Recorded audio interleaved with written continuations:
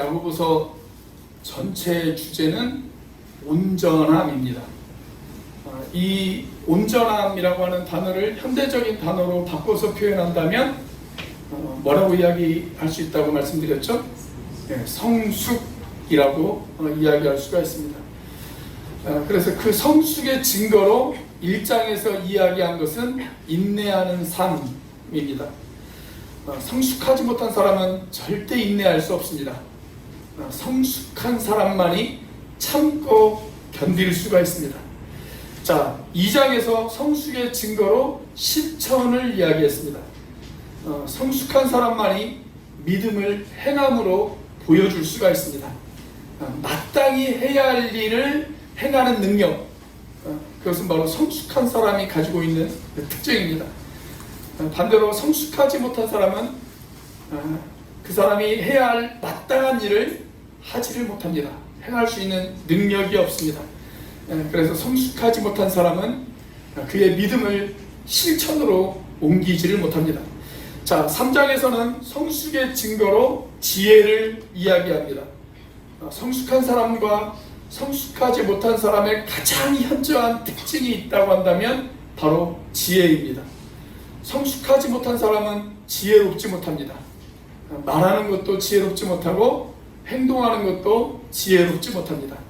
그러나 성숙한 사람은 말이 지혜롭고 행동이 지혜롭습니다. 자, 오늘은 4장의 말씀입니다. 자, 이 4장에서 성숙한 사람의 또 한 가지 특징으로 승리하는 삶을 이야기하고 있습니다. 승리하는 삶. 성숙한 사람만이 싸움터에 나가서 승리할 줄을 압니다.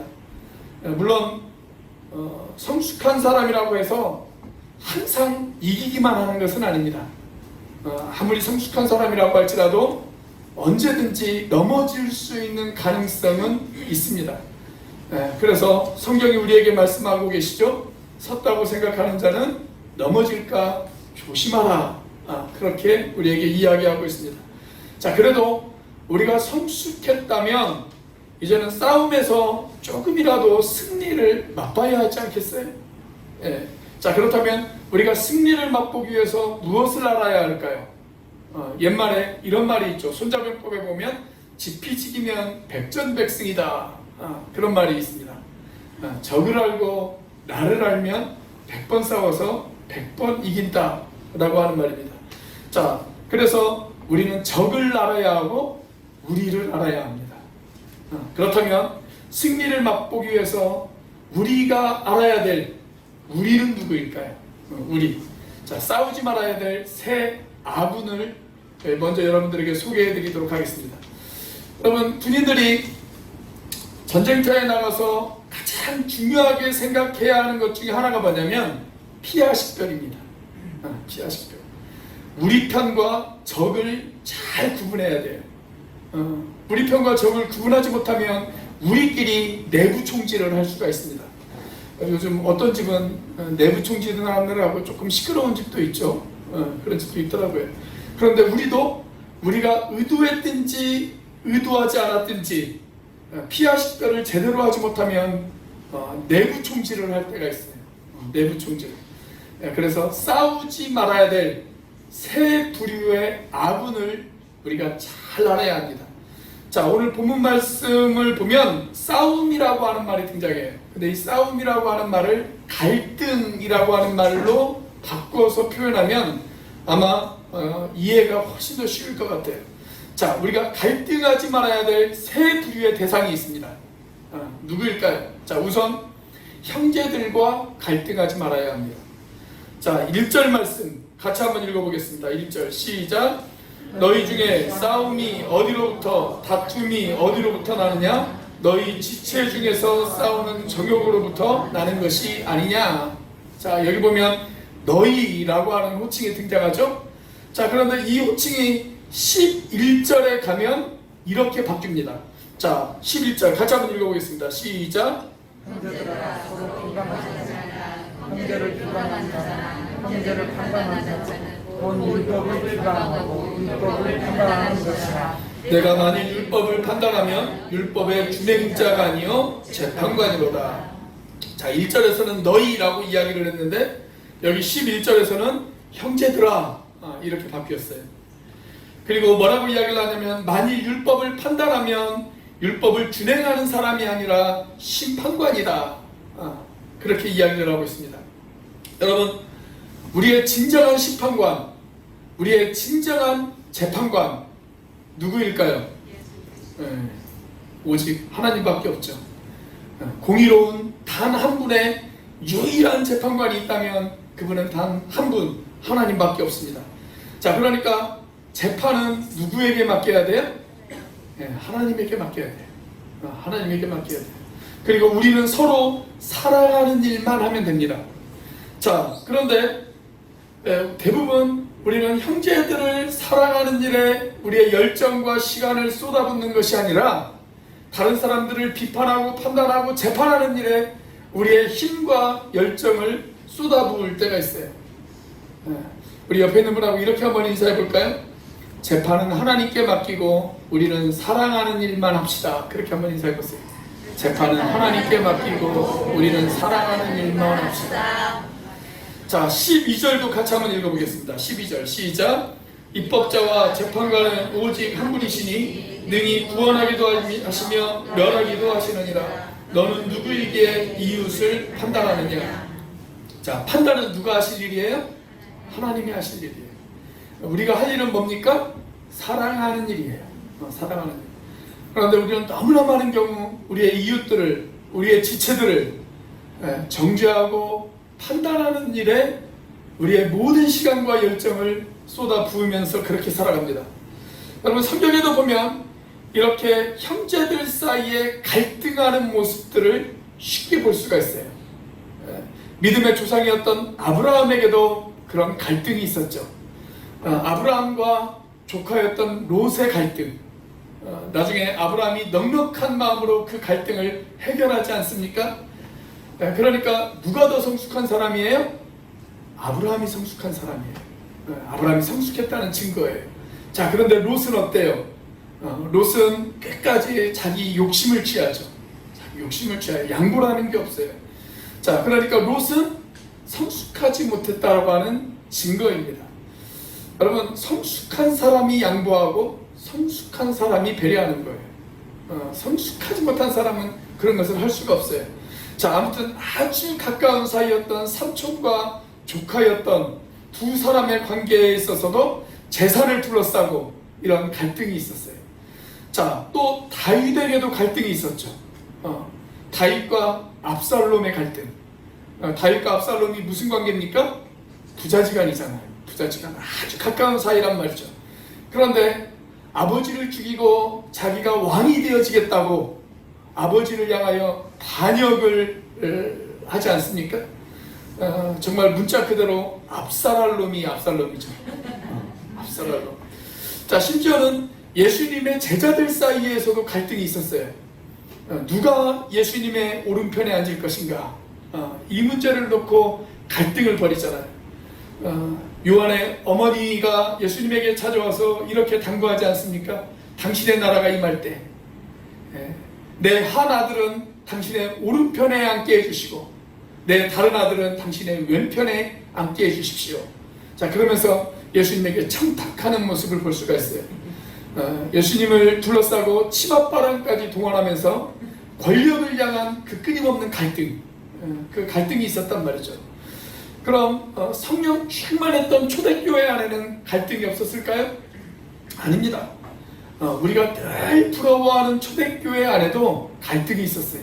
자, 초대교회 안에 보면 처음 갈등이 등장하는 모습이 어디에 등장하냐면 사도행전 6장에 등장합니다.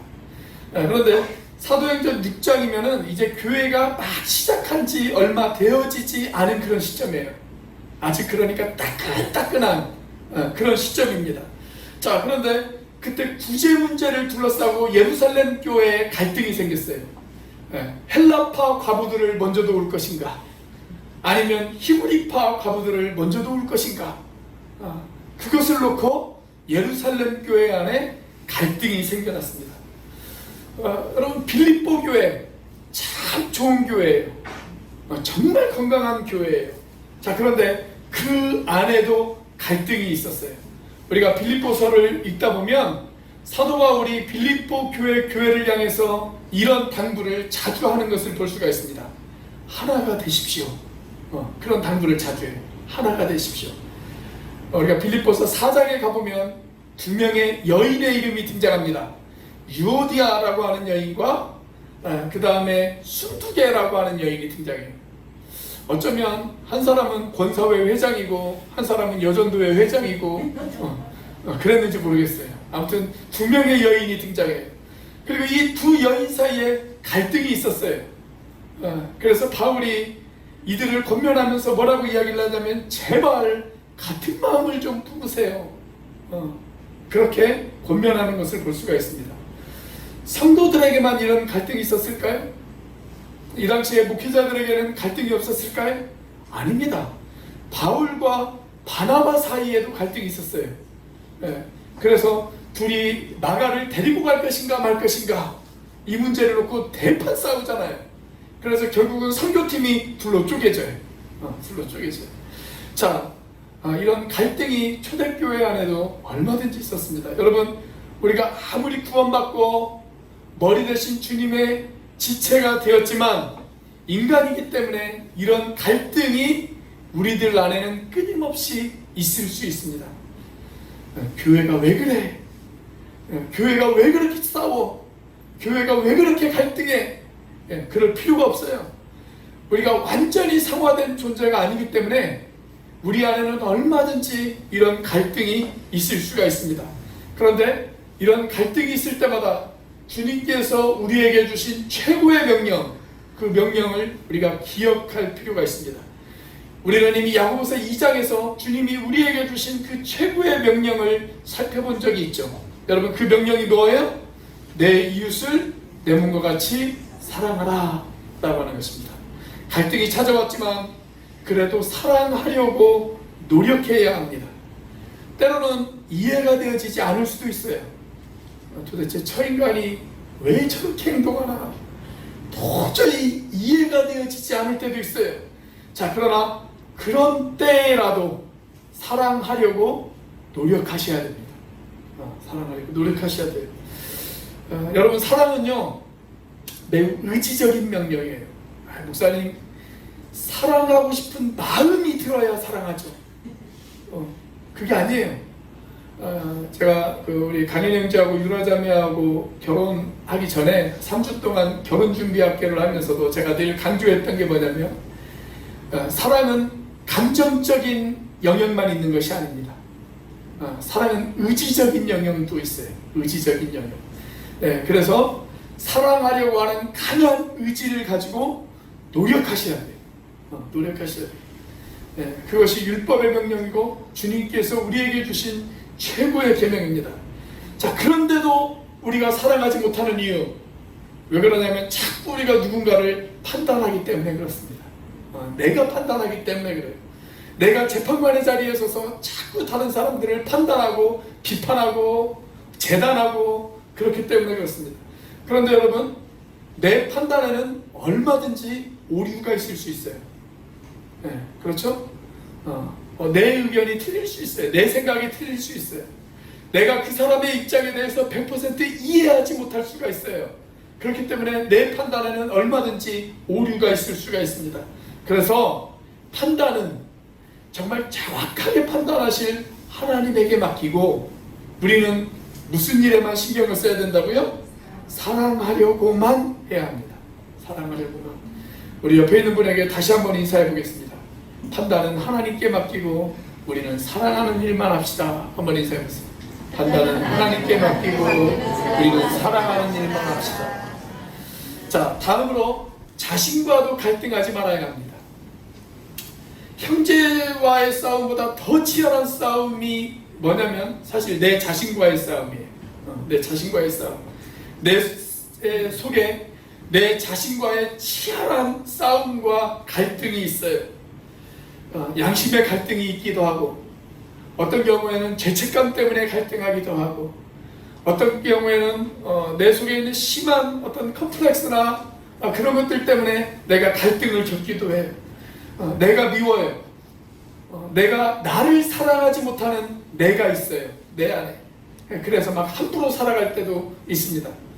그런데 나보다 나를 더 잘 아시는 하나님께서 나를 얼마나 귀하게 여기시는지 그것을 알아야 된다라는 것입니다.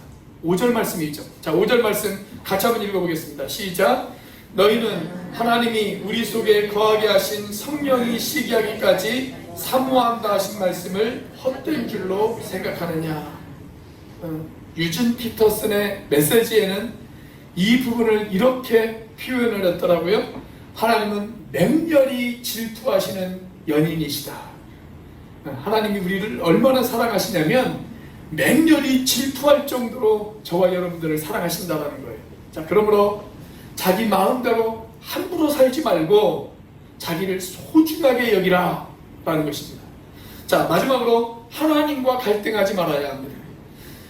자신과 갈등하는 사람들은 겉으로는 자기를 미워하는 것 같지만 사실 그 밑바닥에 있는 내면의 세계로 들어가면 하나님과 갈등하고 있는 것을 볼 수가 있어요. 하나님과 갈등해요. 때로는 하나님이 원망스럽고 하나님 도대체 왜 그래요? 라고 그렇게 말하고 싶고 그리고 때로는 하나님이 무섭고 그래서 하나님에게 도망가고 싶을 때가 있어요. 도망가고 싶을 때 마치 사춘기 아이처럼 하나님을 향해서 반항을 해요. 사실 4절 말씀부터 10절까지 말씀이 다 거기에 관련된 말씀입니다. 자, 4절 말씀 같이 한번 읽어보겠습니다. 시작. 가늠한 여인들아, 세상과 벗된 것이 하나님과 원수됨을 알지 못하느냐? 그런즉 누구든지 세상과 벗이 되고자 하는 자는 스스로 하나님과 원수되는 것이니라. 우리는 하나님과 벗이 되어질 수도 있지만 하나님과 원수가 되어질 수도 있습니다. 하나님의 사람들이 하나님 앞에 가까이 나왔을 때, 그래서 하나님과 깊은 사귐이 있으면 하나님께서 저와 여러분들을 친구로 부르세요. 친구로 부르세요. 하나님이 모세를 당신의 친구로 부르셨죠.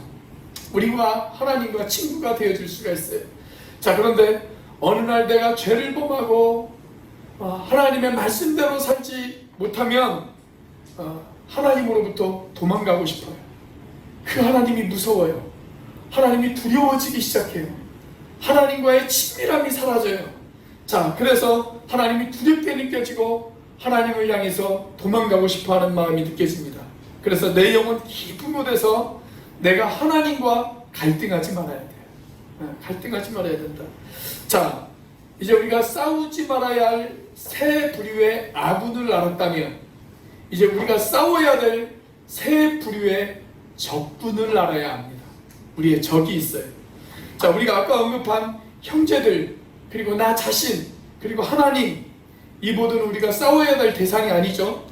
우리는 하나님과 화평하게 살아야 하고 나 자신을 수용할 줄 알아야 되고 내 형제들을 사랑할 줄 알아야 합니다. 결코 이 세 가지는 우리의 적이 아니에요. 성경은 우리가 진짜 싸워야 할 적이 있다, 그렇게 우리에게 말씀하고 있습니다. 자, 그렇다면 우리의 적은 누구일까요? 세 부류의 적이 있어요. 세 부류의 적. 아주 옛날 청교도 시절부터 우리 믿음의 선배들은 이 세 가지의 적을 잊지 말자, 그렇게 다짐을 해왔습니다. 그리고 성경도 이 세 가지의 적을 우리에게 이야기하고 있습니다. 자, 이 세 가지의 적이 뭐냐면 세상과 정욕과 마귀입니다. 세상과 정욕과 마귀. 세상, 우리를 둘러싸고 있는 이 세상, 그리고 우리 안에 깊이 자리 잡고 있는 정욕, 죄악된 성품을 이야기하는 것이죠. 그 정욕. 그리고 공중에 권세 잡은 자 마귀. 이것이 우리가 싸워야 할 세 가지의 적입니다. 자, 우리가 이 적을 잘 알아야 돼요. 적을 알아야 우리가 승리할 수가 있어요. 그런데 때때로 우리는 적을 모르고 아군끼리 싸울 때가 있어요. 우리 침례교회 목사님이시고 철로역장에 젖어였던 존 버년이라고 하는 사람은 종종 이런 말을 자주 했다고 합니다. 이상하다. 참 이해할 수 없다. 마귀와 싸워야 될 성도들이 왜 자기들끼리 피를 흘리면서 싸운단 말인가. 그런 말을 존 버년이 자주 했다고 그래요. 여러분, 우리의 싸움의 대상은 마귀예요. 마귀. 그런데 간혹 마귀와 싸우기 위해서 힘을 모아야 될 성도들이 자기들끼리 싸울 때가 있어요. 그것이 사탄의 계략이에요. 그 사탄의 계략에 말려들어서는 안 됩니다. 자, 우리가 싸워야 될 세 가지의 적, 뭐라고요? 세상과 정욕과 마귀입니다. 자, 오늘 4장에 보면 이 세 가지의 적이 다 나와요. 자, 4절에 보면 무슨 단어가 나옵니까? 세상이라고 하는 단어가 나오죠. 세상. 자, 또 1절과 3절까지를 보면 정욕과 욕심이라고 하는 단어가 계속해서 특징을 합니다. 자, 그리고 7절 말씀을 보겠습니다. 7절 말씀 같이 한번 읽어보겠습니다. 시작. 그런즉 너희는 하나님께 복종할지어다. 마귀를 대적하라. 그리하면 너희를 피하리라. 여기에 마귀가 나오죠. 마귀. 그러니까 오늘 본문에서 우리가 싸워야 될 세 가지의 적, 세상, 정욕, 마귀가 다 등장해요. 자, 그런데 이 세 가지의 적에 대해서 야고보만 이야기하고 있는 것이 아닙니다. 사도 바울도 이 세 가지의 적을 동시에 이야기하고 있어요. 자, 우리가 에베소서 2장 2절 말씀 같이 한번 읽어볼까요? 시작. 그때 너희는 그 가운데서 행하여 이 세상 풍조를 따르고 공중의 권세 잡은 자를 따랐으니 곧 지금 불순종의 아들들 가운데에서 역사하는 영이라. 자, 여기 보면 뭐가 나와요? 세상이 나와요. 세상. 자, 이것을 잘못 이해해서 이 세상, 우리가 살고 있는 이 지구, 뭐 우리나라, 이렇게 세상을 이해해서는 안 됩니다. 그건 잘못 이해하신 거예요. 자, 여기서 말하는 세상은 뭘까요? 여기서 말하는 세상은 우리가 살고 있는 이 지구가 아니에요. 이 사회가 아니에요. 가끔 그렇게 생각해서 세상을 떠나 산으로 올라가시는 분들도 계시더라고요. 그런데 이 세상이 아니라 여기에서 말하는 세상은 악한 문화를 말합니다. 악한 문화, 악한 시대적인 흐름, 잘못된 풍조, 그런 것들을 말해요. 황금만능주의, 뭐 그런 거 있잖아요. 쾌락주의, 그런 것들을 말하는 거예요. 자, 그런 것들이 우리의 적이에요. 우리의 적. 자, 여기 보면 또 뭘 이야기하냐면 불순종의 아들들 가운데에서 역사하는 영이 나옵니다. 마귀죠. 마귀. 그게 우리의 적입니다. 자, 3절 말씀도 한번 보겠습니다. 같이 한번 읽습니다. 시작. 전에도 우리도 다 그 가운데에서 우리의 육체의 욕심을 따라 지내며 육체와 마음에 원하는 것을 하여 다른 이들과 같이 본질상 진노의 자녀이었더니. 자, 에베소서 2장 2절에서 세상과 마귀를 이야기했다면 에베소서 2장 3절에서는 뭘 이야기하고 있냐면 육체를 이야기합니다. 육체. 여기에서 말하는 육체도 내 몸을 이야기하는 것이 아니에요. 내 몸이 내가 싸워야 될 적이 아니에요. 내 몸은 하나님이 우리에게 주신 귀한 선물이죠. 자, 여기에서 말하는 육체는 뭐예요?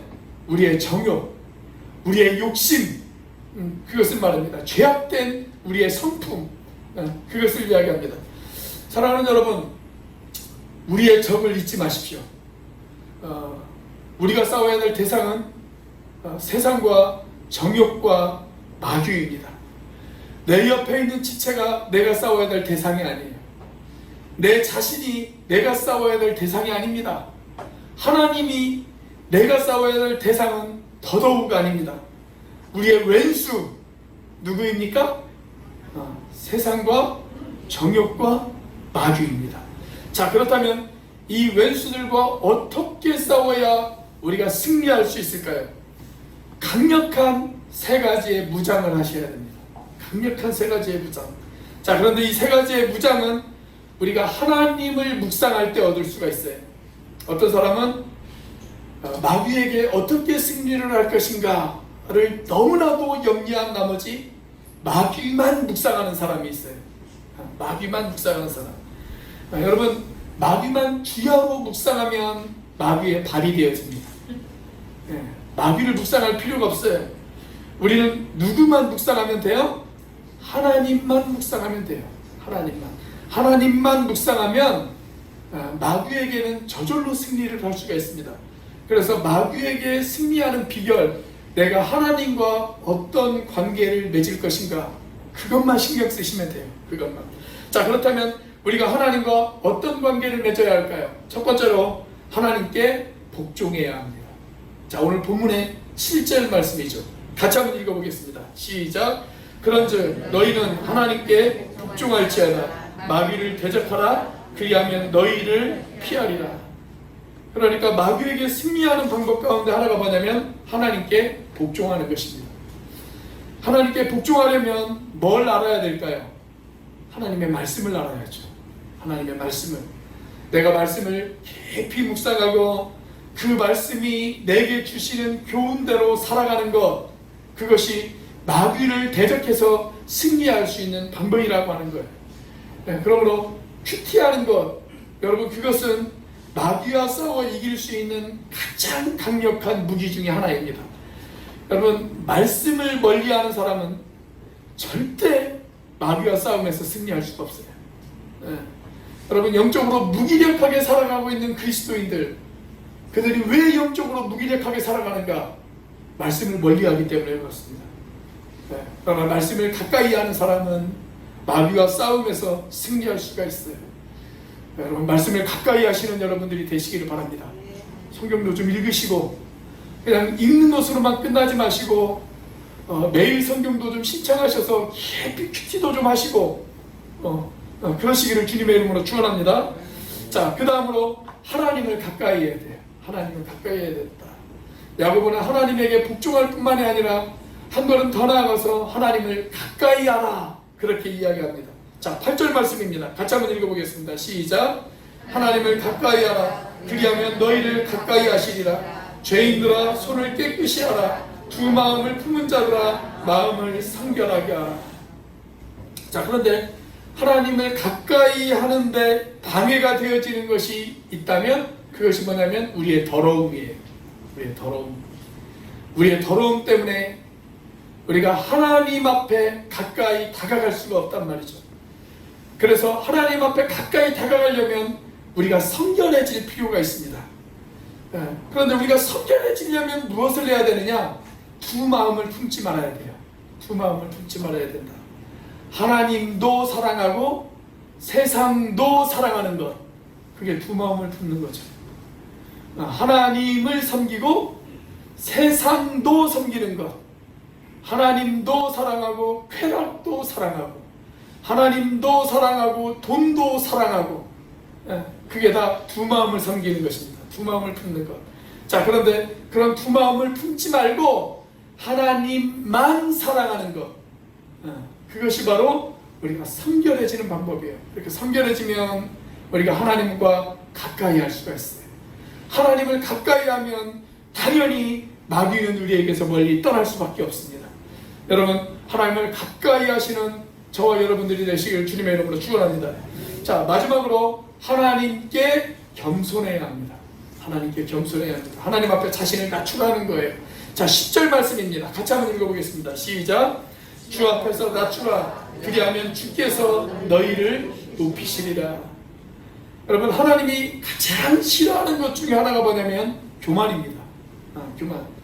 그래서 교만한 사람은 절대 하나님과 친구가 되어질 수가 없습니다. 하나님은 교만한 자를 물리치시고 겸손한 자를 높이십니다. 자, 그래서 교회 부흥의 역사를 살펴보면 모든 영적 대각성 운동이 있을 때마다 하나님께서 반드시 행하셨던 것, 교만에 대한 회개가 먼저 있게 하셨어요. 교만에 대한 회개. 왜냐하면 교만한 사람은 절대로 은혜를 받지 못하기 때문에 그렇습니다. 여러분, 교회 생활하면서 가장 불쌍한 사람이 누구인지 아세요? 교회 생활하면서 가장 불쌍한 사람, 은혜 받지 못하고 신앙생활하는 사람입니다. 은혜 받지 못하고 신앙생활하는 사람. 여러분, 은혜 받지 못하고 신앙생활하는 사람은 마치 안고 없는 찐빵이라고 할 수가 있어요. 안고 없는 찐빵. 여러분, 어떤 사람은 매사에 부평인 사람이 있어요. 왜 그런지 아세요? 은혜가 없기 때문에 그렇습니다. 어떤 사람은 매사에 화를 내는 사람이 있어요. 왜 그럴까요? 은혜가 식었기 때문에 그렇습니다. 여러분, 은혜 받은 사람의 특징 뭘까요? 참 부드럽고 따뜻해요. 그게 은혜 받은 사람의 특징이에요. 그런데 은혜 받지 못한 사람의 특징은 반대예요. 차갑고 뻣뻣해요. 여러분, 살아있는 사람의 특징이 뭐예요? 살아있는 사람은 따뜻해요. 그리고 부드러워요. 피도 뜨겁고 몸도 부드럽고. 그런데 살아있지 못한 사람, 죽어있는 사람의 특징이 뭡니까? 죽어있는 사람의 특징은 차가워요.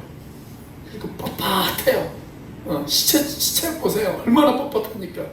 심장도 차갑고, 그리고 육체도 차갑고, 피도 차갑고, 영혼도 차가워요. 자, 그런데 그 차가워진 그 영혼 가운데 하나님의 은혜가 임하기 시작하면 여러분, 그 차가워진 그 영혼이 다시 따뜻해지기 시작합니다.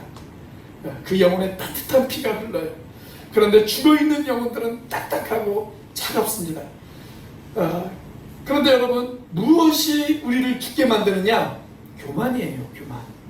교만이 내 마음 가운데 있는 은혜를 빼앗아가요.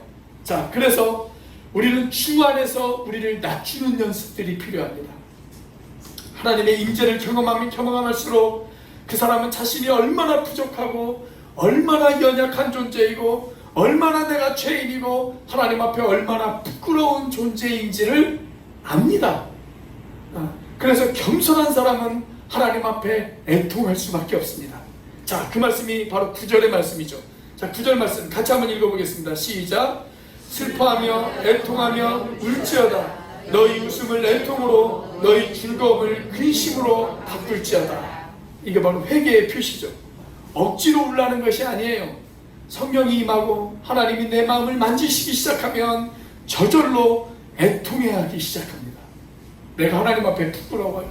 하나님 앞에 내 교만이 죄스럽고, 그래서 하나님 앞에 회개하기 시작합니다. 여러분, 내가 스스로 어깨에 힘주고 나를 과시한다고 해서 내가 높아지는 것이 아니에요. 내가 나를 자랑하면서 내 업적을 장황하게 늘어놓는다고 해서 내가 높아지는 것이 아닙니다. 내가 하나님 앞에 나 스스로를 낮추면 하나님께서 나를 저절로 높여주십니다. 그래서 스스로를 낮추고 겸손한 사람들을 보면 그 사람 앞에 서면 저절로 머리가 숙여지고 저절로 그 사람이 존경스럽고 그 사람을 따르고 싶고 그런 마음이 들잖아요. 자, 그런데 자기 스스로 자기를 높이고 자기를 과시하는 사람들을 보면 별로 그 사람의 말과 행동에 그렇게 큰 감동이 되어지지를 않아요. 자, 그렇기 때문에 여러분, 우리가 해야 할 일, 목이 부드러워지셔야 됩니다. 하나님 앞에 목이 부드러워져야 돼요. 목이 곧은 백성이 되어지면 안 돼요. 목이 부드러워지셔야 돼요. 이렇게 목이 곧은 사람들, 그 사람들에게는 목이라고 하면 안 돼요. 뭐라고 해야 될까요? 모가지라고 해야 돼요. 모가지라고 해야 돼요. 여러분들 목을 한번 만져보세요. 여러분들 목을 한번 만져보십시오. 피로도 좀 풀어주시고 목을 좀 한번 부드럽게 한번 해보세요. 한번 해보세요. 한번 만져서 한번 해보세요. 이렇게 하라고 하는데도 안 하는 사람들이 목이 곧은 사람들입니다. 한번 해보세요. 좀 부드러워지셨어요? 우리 옆에 있는 분들하고 한번 인사해 보겠습니다. 이렇게 한번 물어보세요. 목입니까? 모가지입니까? 여러분, 이 세 가지를 잊지 마십시오. 우리가 영적으로 성숙하지 못하면 마귀에게 밤낮 당하고 삽니다. 밤낮 패배하는 인생을 살아요. 그런데 신앙생활을 하면서 여러분, 우리가 늘 패배자의 모습으로만 살아간다면 얼마나 불쌍합니까? 우리가 어차피 신앙생활 할 거라면 이제는 좀 승리를 좀 맛봐야 되지 않겠어요? 우리가 좀 싸워서 이겨보는 그런 승리의 기쁨을 우리가 한번 누려봐야 되지 않겠습니까? 자, 그렇다면 우리가 어떻게 그 승리를 맛볼 수 있을까요? 이 세 가지의 열쇠를 꼭 기억하십시오. 그 세 가지의 열쇠 뭐예요? 첫 번째가 뭐라고요? 하나님께 복종하라. 두 번째는 뭐예요? 하나님을 가까이 하라. 세 번째는 뭐예요? 하나님께 겸손하라. 자신을 낮추라 라고 하는 것입니다. 여러분, 이 세 가지의 열쇠를 가지고 이제 우리의 신앙생활 가운데 승리를 맛볼 줄 아는 저와 여러분들이 되시기를 주님의 이름으로 축원합니다. 기도하시겠습니다.